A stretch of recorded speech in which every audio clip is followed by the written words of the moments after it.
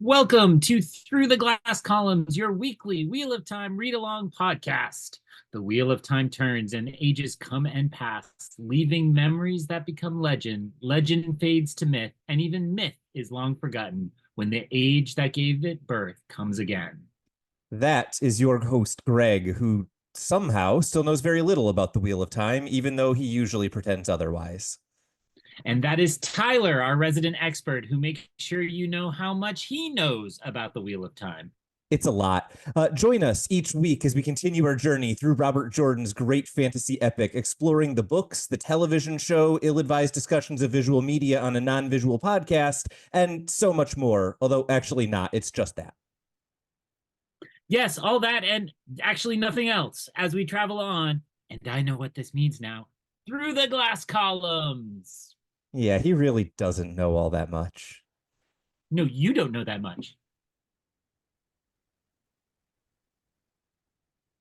Hello, everyone, and welcome back to Through the Glass Columns, your weekly Wheel of Time read-along podcast. I, of course, am your host, Tylor, who hopes that he knows enough about the Wheel of Time to be able to guide you through it effectively, and I am joined by Greg, who is honestly guiding me through literature and the definitions of words that I've been using for years. Greg, how are things? And I'm curious your take particularly on these two chapters, because I felt simultaneously the pace didn't let down, but somehow, since the scope was smaller, this didn't feel maybe quite as satisfying as what came before. Is that your take as well? Yeah, so first of all, I'll help you with the definitions, but I don't get any credit for the pronunciations, as we've proven week after week for roughly 5 books now. You gave me denouement. So yeah, I mean, it is, I think, the smaller scale that made these feel a little slower. And I will say, of the two we are talking about tonight, so we are talking about chapter 47, The Price of a Ship, and chapter 48, Leavetakings. I found myself, maybe due to my own circumstances, rushing a bit more through Leavetakings and being like, what, is there anything here? Did this chapter happen? But in some ways, I think it is the exception that proves the rule that Robert Jordan should just skip the descriptions of actions and tell us things. But we'll get there. We'll see. I need you to remind me when we get there, and I may just completely blank and not have any thoughts about this, but Chapter 48, which we will talk about later today, I think the reason it works is the same reason some Greta Gerwig movies work. So we'll get to that analogy eventually. Any last overall thoughts before we dive into what I suspect will be a pretty long summary of the first of our 2 chapters tonight? Only that we are continuing to really close in on the end of this. So if listeners are somehow not conscious of that, remember it's time to go by the Lord. Oh, no, excuse me. It's time to go by Lord of Chaos. No article. Welcome to the hell that took me years to learn. Is book 6, because we're probably, Tyler, you have it mapped out, 4 weeks, 5 weeks out? We have 5 more weeks of reading plus our traditional kind of after the book sum up. So you've got 6 weeks or so to buy the book and have it arrive if you're having it shipped. Awesome. So I say with that, let's dig into chapter 47, The Price of a Ship.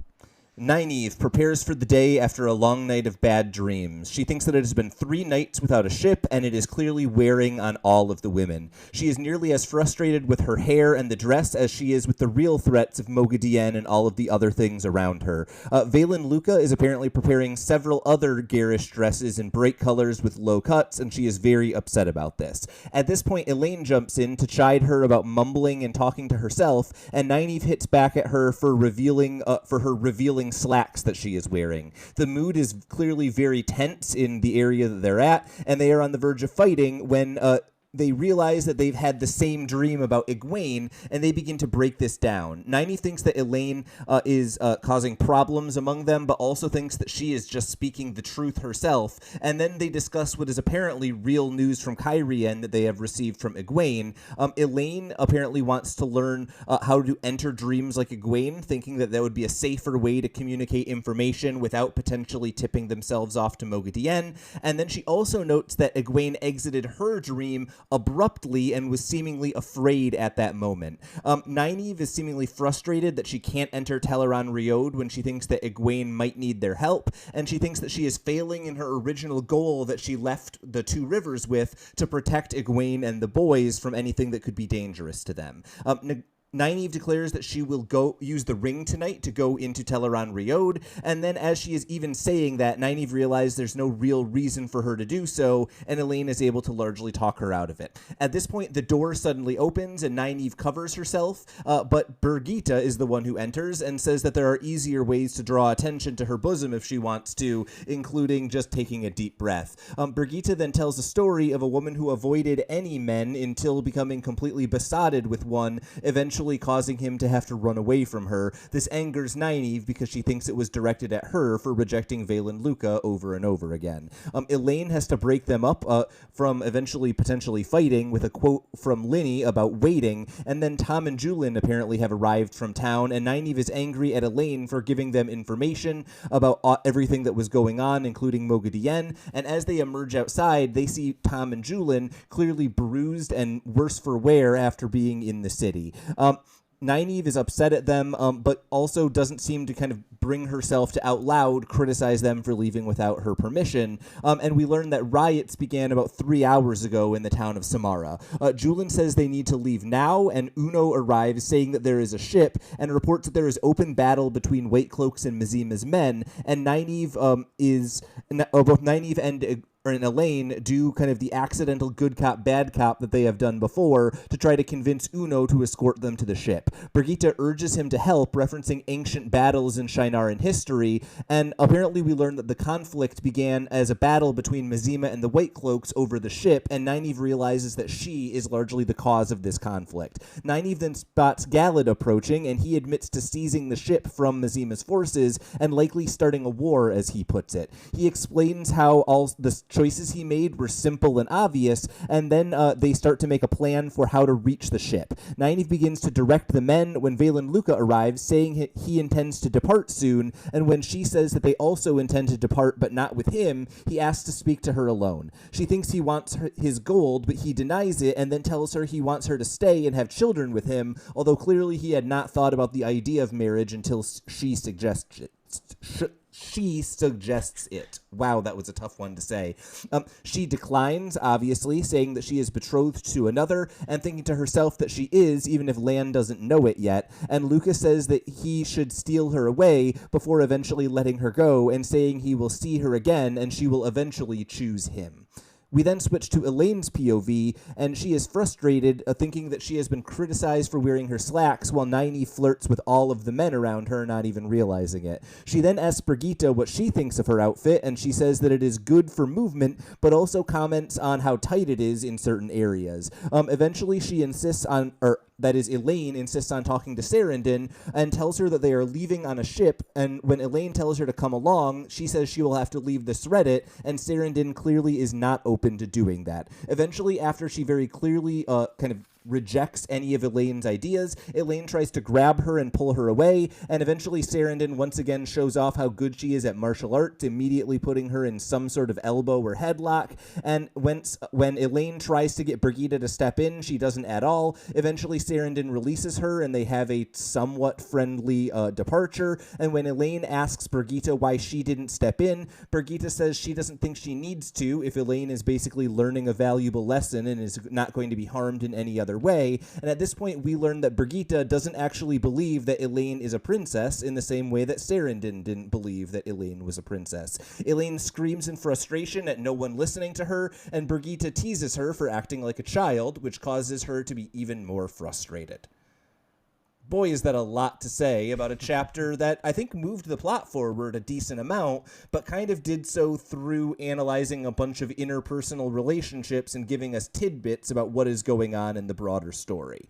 What stood out to you here? Was it the character pieces? Was it the plot? What are you kind of taking away at the end of this chapter? Well, when we return to a plot line after being absent for a while, you often get a chapter that feels kind of like this, which is like, yes, moving the plot forward, but just reminders of where we left everyone. Yeah. I thought the kind of first portion was like, remember, these two are kind of frustrated and, chafing with each other. And then we move into pretty quickly into, okay, we knew this was coming where we would leave the circus behind. And it's just kind of, resolving all the plot lines related to that. Although notably, one left danglingly open, as you just noted at the very end, where, it kind of reminded me, this is like a spoiler for Deep Mad Men season, where like they're wrapping up Sterling Cooper and they're like all ready to jump ship, and then Peggy's like, no, I'm not going with you, like, what are you talking about? And it felt very much like that, like it was just all set in stone that everybody was going to go together, and then it was like, oh no, wait, she doesn't want to go with us. Yeah, and I think what's really interesting to me about this chapter is how everything that I think you would maybe want from the fantasy story here is happening off screen, and what we're getting instead are just these little kind of snippets of character interaction that, as you say, are simultaneously kind of reminding and kind of nudging the plot forward. But I feel like it's one of those chapters, kind of like we talked about with the battle sequences, where Robert Jordan is almost avoiding the thing that you would most commonly focus on in a fantasy novel, right? If there is a big riot in the city with a battle between two major forces, I think every other fantasy author I can think of would have had a Galad chapter of him like battling through the city and figuring out how to take over the boat. And instead we jump in 3 hours later with a slightly bruised Tom who didn't even get the espionage chapter of him sneaking through the city. So I find that kind of choice to be really interesting, and both the most kind of direct version of it and the most frustrating is the beginning of the chapter, when we spend a decent amount of time talking about clothing and how irritated the women are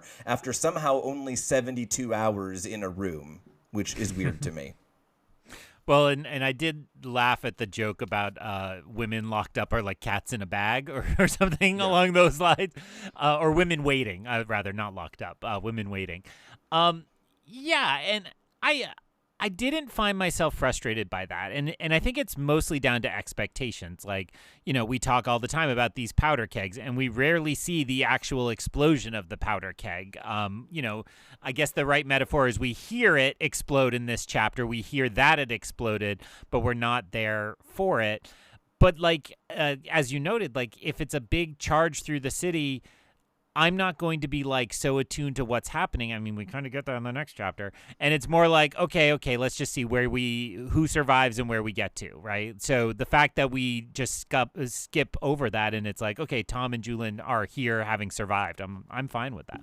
Yeah, I mean, I think that's one of the strengths of Robert Jordan is his ability to say, of these 10 action sequences I could write, what are the 2 that are actually worth reading? I think that's kind of a gift of his. That being said, I'm not going to let you get out of this. You need to talk about the fight about clothes at least a little bit, because it's funny to me that you are going to talk about a fight about clothes. Well, as the editor of a fashion magazine, I can say, to me it was another teenage moment, right? What are the stereotypes about teenage women, except that they make fun of the other and what they're wearing or so on. They get gossipy, and that kind of is how this moment feels. And like, I feel like, I'll just say what I'm like blushing and mumbling about. It feels like we are supposed to understand that Nynaeve is much more well endowed than she realizes, and that's like the whole joke is like she puts on these skimpy dresses and doesn't realize that like she's stacked. And so it's like it works in that these are still supposed to be young characters kind of figuring out who they are in the world and the way they present to the world. And that is a part, I assume, I don't know for sure, but I assume that's part of growing up as a woman, is like realizing how others look at your body. And I think that's less true for men for, awful gendered reasons. Well, and I think it's especially true for Nynaeve, right? It's worth noting that she, at a very young age, became a trainee to be a wisdom, which means that from a very young age, she was more or less marked to society as will never marry, is not an eligible bachelorette in any way, regardless of her age or appearance. And so I think Nynaeve very much is. She's probably, at this point, 14, 15 months into having people notice her for her attractiveness in any way, right? So I think uniquely same, that Nynaeve, character. same. I'm 41, but I've got about that much. No. I mean, when you only get attractive when you're old, like some of us, I completely understand. The other moment that I thought really worked for Robert Jordan kind of letting us zoom in on character if we're not getting the big explosion was this moment of Nynaeve thinking about how she wants to respond to Egwene kind of being afraid and vanishing from the dream. She immediately kind of wants to charge into Teleron Riode. And I wanted to note that Nynaeve actually a couple times in this chapter shows some pretty significant growth. She holds herself back and admits that she could do nothing if she was in Teleron Riode, and so she kind of gives up on that plan. And it's also worth noting, I believe it was in this chapter, possibly in the next one, Nynaeve even admits that Birgitte told her that she took responsibility for the actions in Teleron Riode, and Nynaeve kind of even chides herself when she starts to think that she bears responsibility for the effects on Birgitte. So she took her a little longer than I think we wanted, but it does seem like she is learning that lesson that Birgitte insisted she must learn if they were ever going to get along long term. And I struggle with where, just to grab that very last piece, like where is long term going for these characters? And I think, this, we don't leave them at the end of this chapter or at the end of this week's readings. But it does feel to me like I have much less of a sense of where this plot line is going. Yeah. And some ways I feel like Elaine and Nynaeve are on the verge of breaking up. Like that this is, irreconcilable differences. We'd call it in a divorce, not that it's all that serious. And yet Birgitte makes me feel like they're both invested, and it's not like Birgitte just disappears. I mean, I guess she could be killed off or some such, but it feels like they're going to be stuck together, even though it feels like they're being torn apart. And I don't necessarily understand, if there's a word for all of this, I think it's just this tension that's built, and it just feels like good tension, it's not going to snap apart. It's just going to be holding these all together. So you said good tension, and I think what you meant is like good in the narrative sense. Like we are able to enjoy it and kind of like really savor it, right? But I think this is also good tension in the sense that one of the things that Nynaeve has never really had in her life is someone who just tells her like, no, that's wrong, stop doing it, right? And I think that Birgitte is very direct in a way that in some cases I think could very easily be read as a bad thing. But I also think that she is just addressing all of the elephants in the room that need to be addressed. And I think it's worth noting, like, this is the chapter more than any other that made me go, it's been very subtle, but I think I can finally see a significant difference between book 1 or 2 Nynaeve and book 5 Nynaeve. There is now a pretty significant gap between the two of them in terms of maturity and recognizing kind of her own thoughts and emotions, even while admittedly she cannot come to the admission that Elaine is being the exact same amount of bitchy as she is. Yes, and I don't know if I would say I sense it as growth, but it's almost like we grew, and it's like her game is over. Everybody's kind of done with this. Yeah. There is a nice moment in Apologies. I believe it's this chapter where she talks about how she left the Two Rivers originally just to protect these people, so she should stand by that. And that to me is this kind of recognition, like more closer to what you're saying, that she has changed or trying to affirm her values that shape her and that motivate her.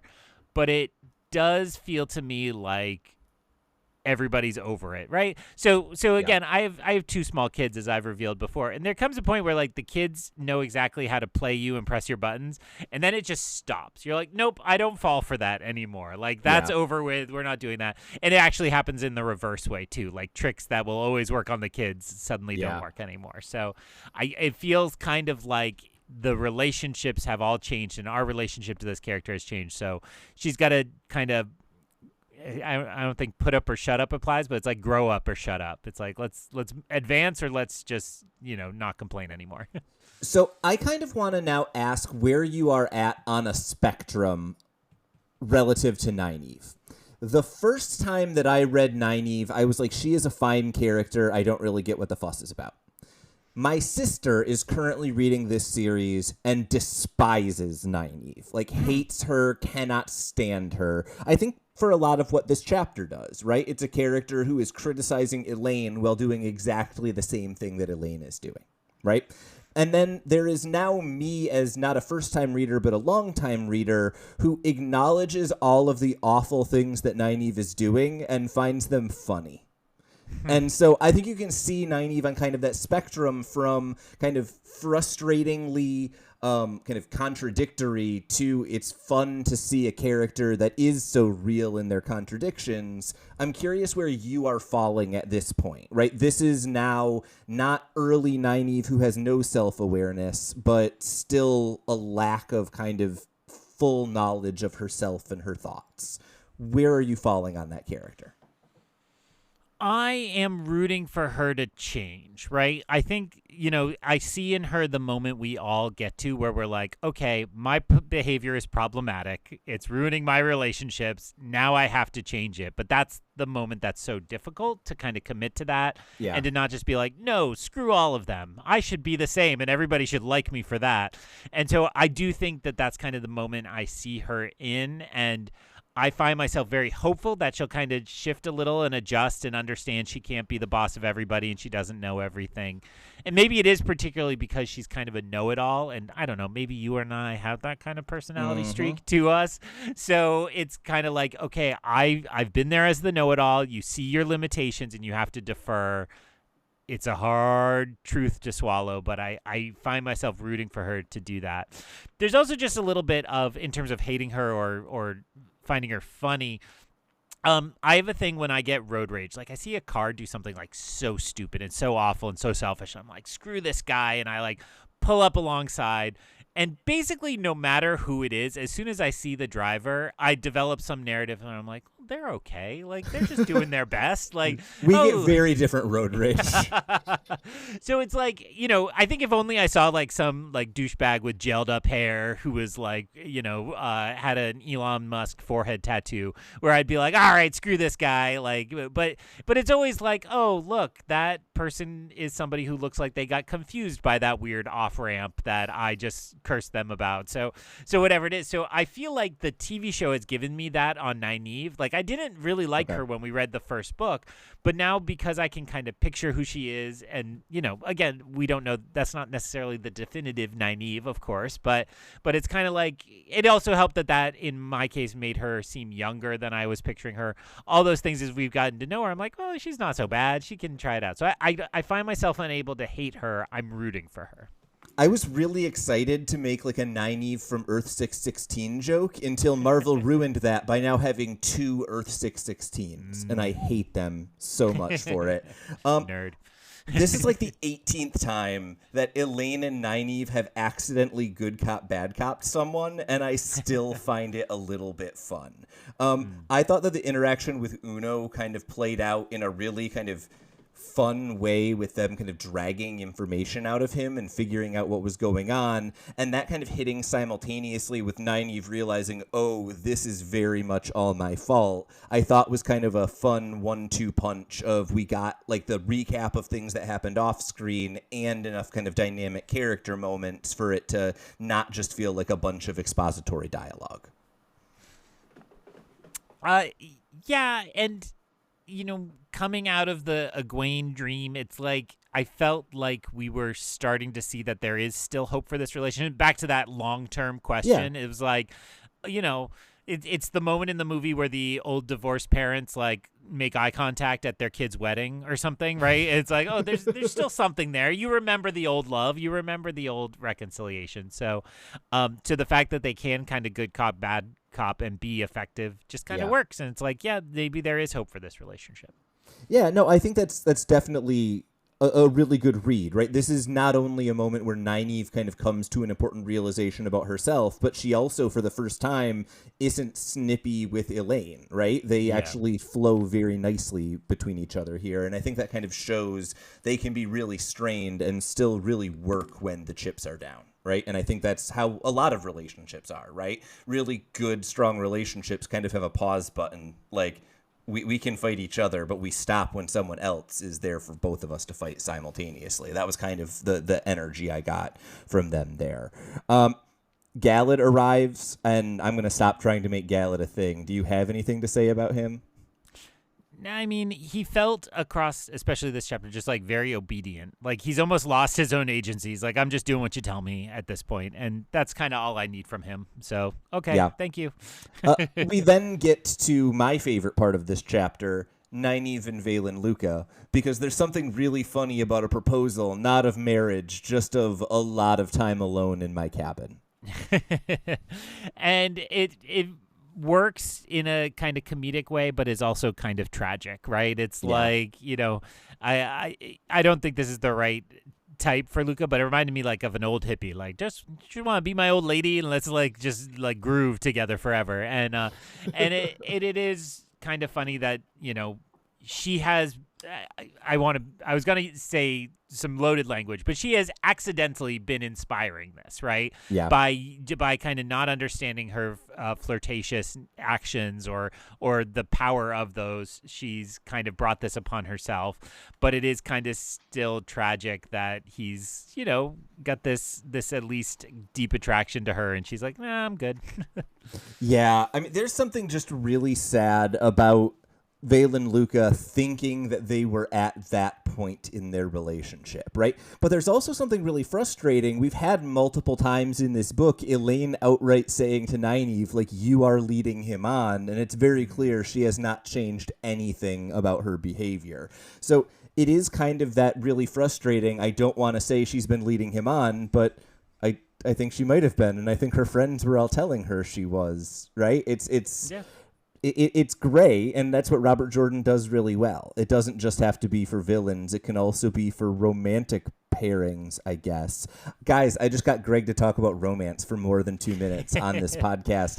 Any last thoughts from the Nynaeve section before we jump into Elaine's POV? Not really, although I will say, you know, in terms of that romance, or perhaps the other one, I did find it nice that she still feels so very committed to Lan. And there's some particularly nice language next chapter, so we can save it for that. But it's like, you know, it shows that despite how naive Nynaeve seems, that she does instead have this kind of devotion, for better or worse, to Lan. And it makes me wonder. Also, I guess maybe I'm just thinking of the future a lot in these books, but like, where is that going? Because they've been apart for a long time now and seemingly not on a trajectory to end up together soon. So how long will they stay devoted? How long will they both stay alive? These are all fair questions. Yeah, I think that's exactly the right thing to be answering. I think just the moment that stood out to me was her using the word betrothed out of nowhere, right? And it was just like, oh, wow, right? Ew. And that's just more than I was expecting in that moment.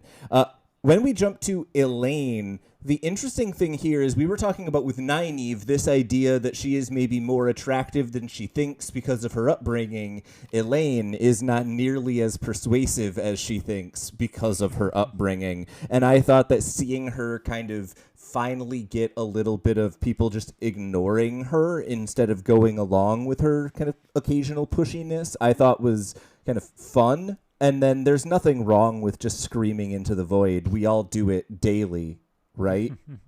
Right, guys? Yeah, sometimes into a microphone. Yeah, I mean, I loved the kind of big, grand, like, I will drop all pretense and reveal who I am. And the response, which I read essentially as like, oh, that will make it interesting when we enslave you, is like, you know, not exactly what she was hoping for. And again, it feels like that kind of big sweeping gesture that we see in pop culture sometimes, but just a total fizzle and no interest whatsoever. Well, and it was so funny to me that Elaine basically had absolutely no pitch for Sarandon, right? She showed up and she's like, we are leaving. You should leave behind everything that you love and come with us so you can answer our questions. right? Like there was no thought whatsoever of what she could offer in return, of what the benefit would be for her. It was purely, this will benefit me and my friends, so you should do it. And I think that is, as much as I love Elaine as a character, she very much does start this series as a spoiled princess. And I feel like that is exactly what we are seeing from her here is, I am in charge, I am royalty, do what I say.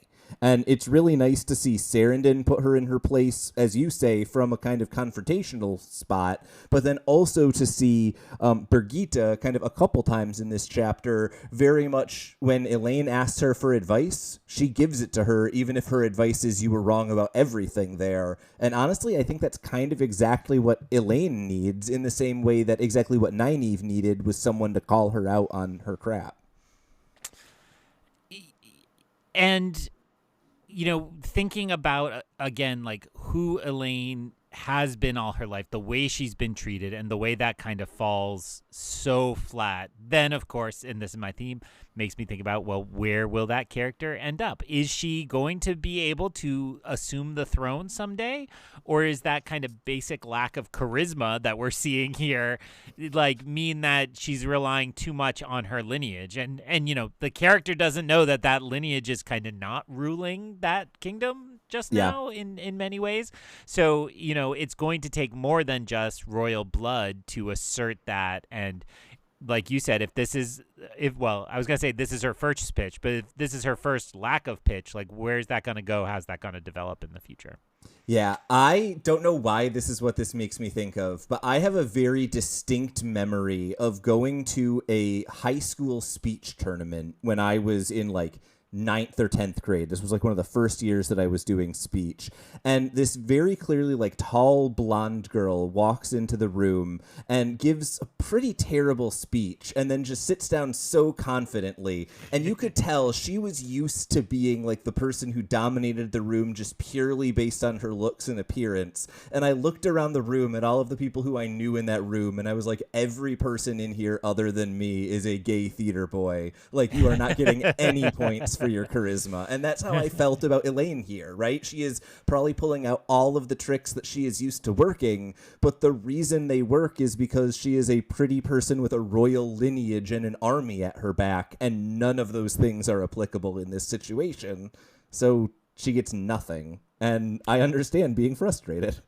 Yeah, that's totally me making jokes with family and friends that slay when I am in front of my students, because the students have a defined reason why they would want to make me feel good and laugh at my joke that they probably don't think is funny. And then friends and family are like, dude, that's really stupid. Like, yeah. I have nothing else to say about the price of a ship. I think that this is a chapter that moves a lot of things along, but kind of does so through a lot of little vignettes, and we've analyzed each of them individually. Anything else stand out to you before we dive into the next chapter? The only piece in my notes is just that, like, the prophet seems power drunk here, right? And again, this is what's happening in the background. But just to note that when we're thinking about why this escalated so quickly, it's that we have a religious zealot, right, who's so attuned and just thinks, snap, let's just have a war. So just that seems very dangerous. Yeah, and the lines that we get from both Uno and Galad are really telling, right? Uno says Mazima doesn't even remember there is a ship anymore, which ensures that this conflict endures after this. And Galad says this is no longer just a peacekeeping kind of operation. This is troops across the border. This is a war. And so from both sides, there is no sign that this is going to be slowing down. And I think that very much is telling of what this region is going to look like, as it now seems like we're largely leaving it at the end of the summary that I am about to give of chapter 48, Leavetakings. Nynaeve quickly dresses, feeling like she's wearing too many clothes because she is now wearing good Two Rivers woolens, and she packs up all of her belongings, and she sees the silver arrow of Birgitte and seemingly accepts that Birgitte can take responsibility for herself. I thought that was in the previous chapter. My bad. Nynaeve wonders if she can defeat Moghedien again, and then begins to doubt herself, thinking it may not be worth the risk of trying. Nynaeve starts to pack her clothes, regretting leaving so many of them behind, and then Elaine silently enters and starts to gather her things. Nynaeve is thinking that Elaine is kind of hurtfully being silent, and she doesn't acknowledge that she is doing exactly the same thing. Elaine takes all of the gold, and Nynaeve thinks that she is ready to see Elaine spend it all and not have anything left over, and then Elaine notes that the ring ter'angreal is already gone, but takes the other angreal, or ter'angreal, which we learn also allow you to access the world of dreams, but less well. You need to be channeling in order to use them.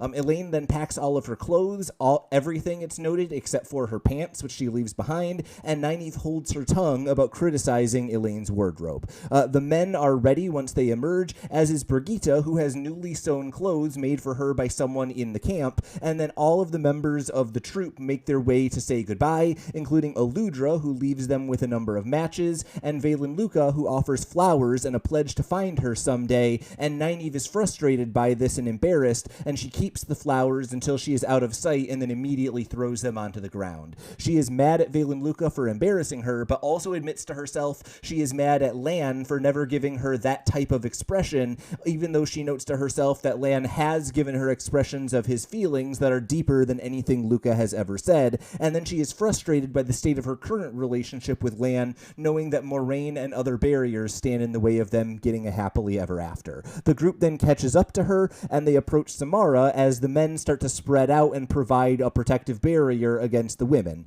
The city seems to be wrecked, and there are bodies all around, and eventually, as they're making their way through the city, a mob spots them and charges in their direction. Elaine and Nynaeve embrace the source, but are afraid to channel directly in order to avoid drawing Mogedien's attention, and Birgitte fires an arrow to start off a battle, while the Shinarans hold back the mob, and it turns out that both Tom and Julin get into the thick of it, both taking injuries, and then Galad, it turns out, is the one who breaks the mob, able to kill dozens of them, even taking on 5 or 6 at a time. Nynaeve thanks everyone, surprising Birgitte, and compliments Birgitte in particular, and at this point many of the Shinarans bear wounds, but they insist on pressing on without healing, and then Birgitte says that Elaine has a temper and implies that Nynaeve does as well, causing Nynaeve to be upset about the fact that she thanked her just moments ago. Galad diffuses another conflict that could potentially have arisen with a group of White Cloaks, and eventually they arrive at the docks, where a crowd has gathered near the ship. They meet the captain, and Elaine agrees to pay him for the Shinarans and the others with them, and then Nynaeve insists that they also take every one of the refugees and that Elaine will pay for them as well. Galad apologizes to Nynaeve for the conflict that was created, but he says that everything he did was in keeping with his promise, and Nynaeve for the first time realizes just how far and just how terrible of things he would be willing to do if he believed that it was right, or if he believed it was to satisfy a promise he had made. As they begin to make their way out, Galad tells them to steer clear of Randall Thor, clearly causing a strong reaction in Elaine and causing Nynaeve to question if he knows that they are not going to Caemlyn, and as she ponders that, they make their way to the next chapter, to Bowanda.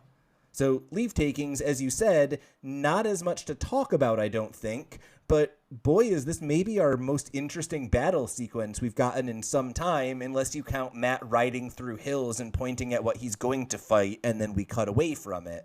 So, action-packed or not is my question for you.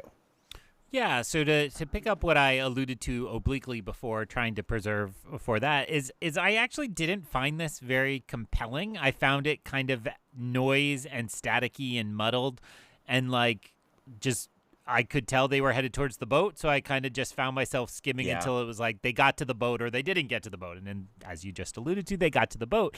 So I felt, for me personally as a reader, this kind of confirmed, like, I think Robert Jordan's usual tactics are okay because, the scenes we get, it's like everybody you'd expect to be good at fighting, they're good at fighting.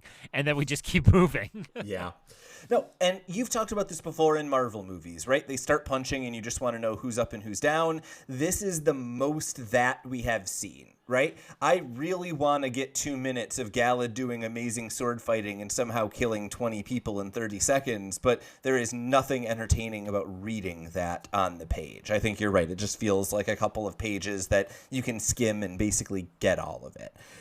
That being said, this is a chapter that has a few kind of interesting little tidbits here and there where characters kind of bubbles to the forefront, and that's always when I get more interested than the who goes where and who's fighting what. unless you had any other kind of broad thoughts, I think we just kind of go beat by beat here. I have a grand total of 8 things to say about this chapter, and I think a couple of those might overlap with each other. The first one we already talked briefly about, but Nynaeve kind of gets an internal monologue at the beginning of this chapter that I feel like really resolves a lot of her is she grown or not kind of dilemma, right? This is where she acknowledges that Birgitte can take responsibility for herself. This is where she kind of recognizes that the reason she hasn't been going to Teleron Riod is because she's afraid of Mogadien, even though she admits that she can defeat her. It kind of felt like what would be like the big, like, I have found myself song that is like 2 or 3 before the end of the musical, right? But that being said, it's an internal monologue. There's not a whole lot to dig into other than what's on the page. What did you think of Nynaeve's kind of characterization here towards the end of her plot in this book?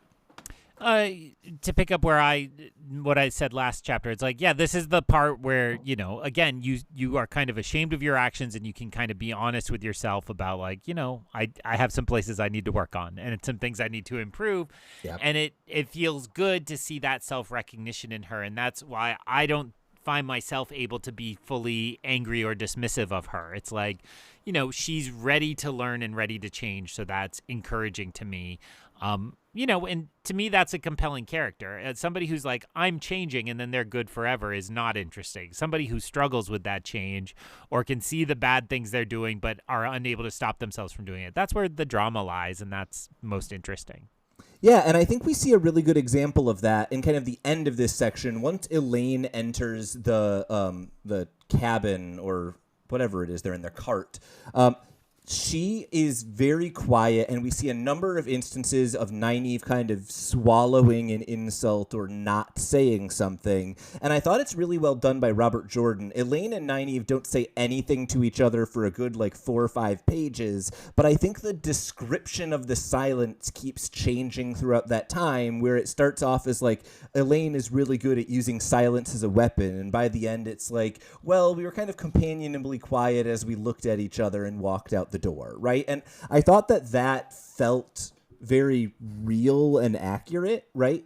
But it was also frustrating to see Nynaeve, as you said, kind of finally feel like we're seeing the growth. She's open to her flaws, and then she immediately does the most annoying thing she does, which is not acknowledging that she has exactly the same flaws as the one she's criticizing. Yeah, and what is that except, I mean, it's all of us, but it's teenagers, right? Again, yeah. We're reveling in the teenagehood tonight, and I think that's, what we end up being, right? We haven't fostered that empathy at that stage of our lives most regularly, and so this is just a guarantee that she has further to grow. So after that, we basically just get a giant list of people who say goodbye and how it feels when they say goodbye. The only one of those that really stood out to me was Aludra, because Robert Jordan makes sure to note that they now have multiple full boxes of matches, which it feels like it's a Chekhov's box of matches or something. But other than that, there weren't any of these that really stood out. You know how Robert Jordan is. These characters will come back at some point in some way. What was your thoughts on that kind of parting scene? And was there any of them that kind of raised red flags or got you excited to see the characters again? No, basically none of them felt final to me, right? It's like, okay, see you in a book or two, see you in somebody else's plot line, and especially Aludra has been that person already, right? Yeah. So it's like, why would that not just continue? No, and I think that makes a lot of sense. The only other note that I had before they kind of make their way to Samara is that Nynaeve still hasn't learned how to say no to Valen Luca. He literally gives her flowers and she throws them away, but not until he's out of sight? Why? Why, Nynaeve? Why are you giving this man hope? There is like a 14-year-old who kept getting dragged along by the same girl before every dance who is yelling at her right now to not do this. Any last thoughts on Valen Luca or the circus before we get to it turns out that Galad is good at killing people? I would say he is left a little bit more sympathetically. I mean, Yeah. not fully, but that type of character, you would think he'd be like writing Nynaeve's name on a list that like he will, avenge her someday or get revenge on her, not avenge her, but get revenge Yeah. on her. And it felt like, oh, well, they parted at least on pretty amiable terms, so he might keep a candle burning for her, but it's not a conflict that will come up in some later book.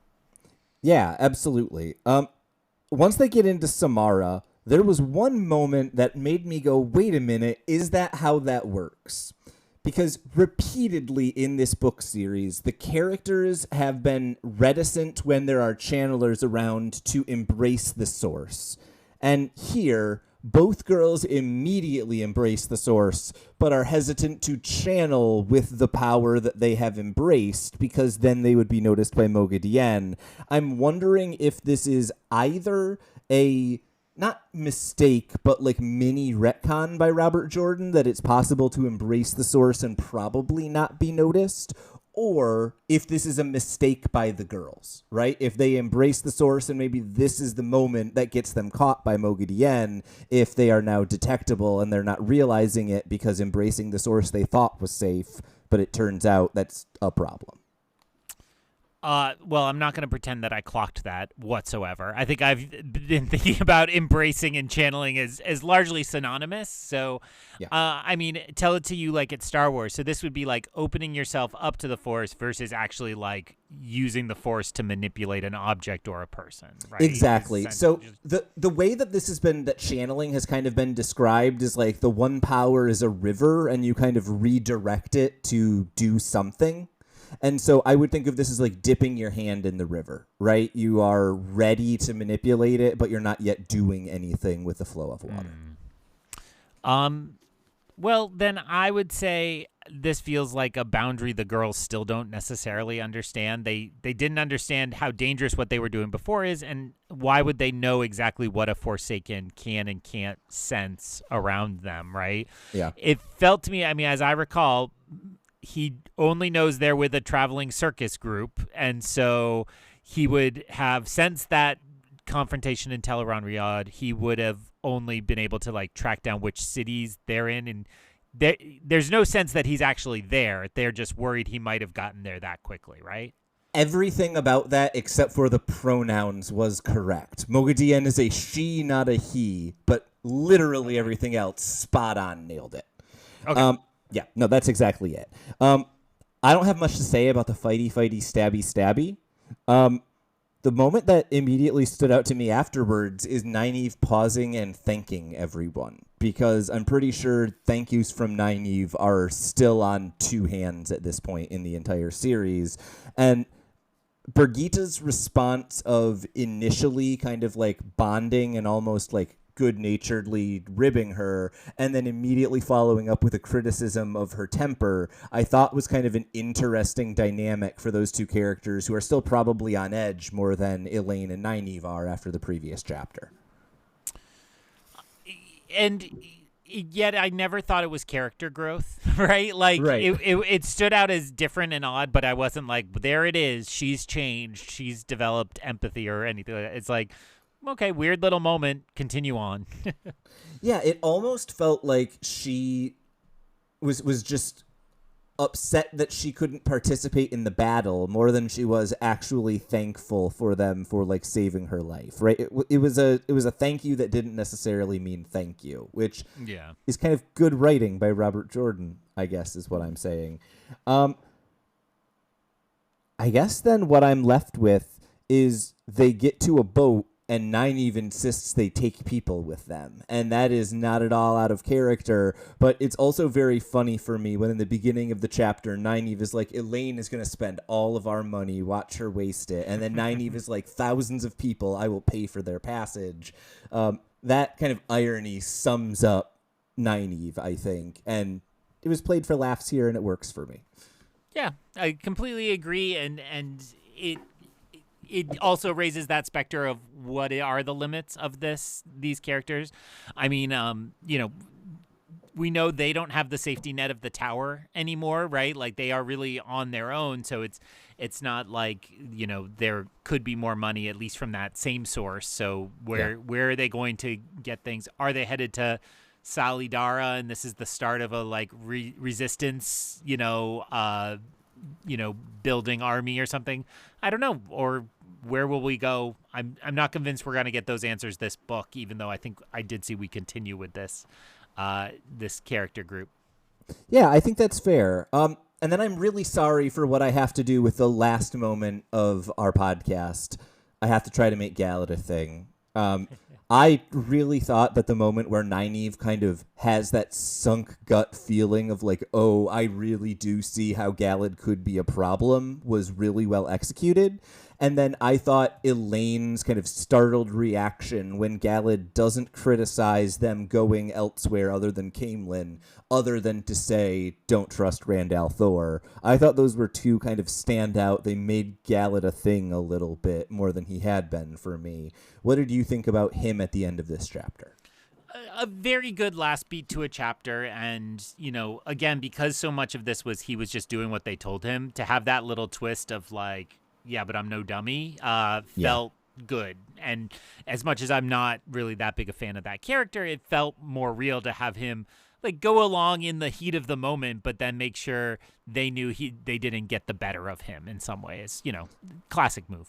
Well, and I think that really sets up that character in very interesting ways going forward, right? Because it's clear that he was not doing what he did with Elaine and Nynaeve out of some duty to his mother or to the kingdom, right? He knew that they were not going to go where he wished they were. He did this purely for Elaine and Nynaeve, it seems, right? And so that character in the White Cloaks, now seemingly separated from all of the other people who he knew, is going to be a really interesting person to wait to see where Robert Jordan drops him next and who he's going to be interacting with and how he'll be similar and different. So I guess last question for you before you go off and watch the Golden Globes, even though no one knows when we're recording this. What are your thoughts on where you expect to see Galad next, or how you expect him to have changed the next time we see him? I read him as a bit of a loose cannon, but still very dangerous, right? And I think that's less about what we saw him do this chapter, although it did remind us how formidable he is, but more that, he came out awfully well in the collapse of the White Tower. So, I think this is somebody who is going to need to be dealt with, and especially where he's averring that he's, a sworn enemy of Randall Thor. It seems to me this is going to be trouble eventually. I might expect to see him maybe not entirely of his own making, but as a lieutenant to somebody who's a Forsaken or controlled by a Forsaken. Wouldn't surprise me if he's suddenly leading an army that our characters we care about more have to overcome. You know what I can say about that? Absolutely nothing. But a week from now, we are going to get to only analyze one chapter. It's a real big boy. Chapter 49, To Bowanda, will take us, in my edition of the book, very close to 150 pages left. We are really closing in. 5 weeks left is what we've got in podcast land. Greg, how are you feeling about the book with only 5 weeks left? And then you can say the name of the podcast. Well, and thank you. I am off I have to go watch a giant award ceremony and then record a different podcast tonight after the show is over. So if people want to, now they'll be stale by the time you all hear. It's only like a week old, but if you want to hear about how the Golden Globes impacted the Oscar race, join me over on the Long Take Review, where we'll be doing that good work while also talking about, that podcast. If people haven't tried it, we really do the Oscar race is what we concentrate on. We fill the rest of the year, but it's really go time over there. So that's at the Long Take Review. Wherever you're listening to this podcast, you can find that one. And I'm excited. We're moving in. I love when we get close to an end of the book, and I really just like to check it off on my reading spreadsheet and move on to the next book. Having just passed New Year's, there's all these pages just hanging on. I'm getting a nice little bump at the start of this year. But it's still hasn't risen to be like a really essential clutch book. I would say it's not kind of risen to the level of some of the others we've read so far. I'm starting to think it's not going to, but I don't think that's a tragedy. I think that's okay. When you have a 15-book series, you need some not down books, but you need some reorganizing and some shuffling, and I think we are getting enough there. So am I right? Am I wrong? Who will know? I guess we'll find out next time, or the time after, or 5 times after that, through the glass columns. I'll know, everyone. I'll know.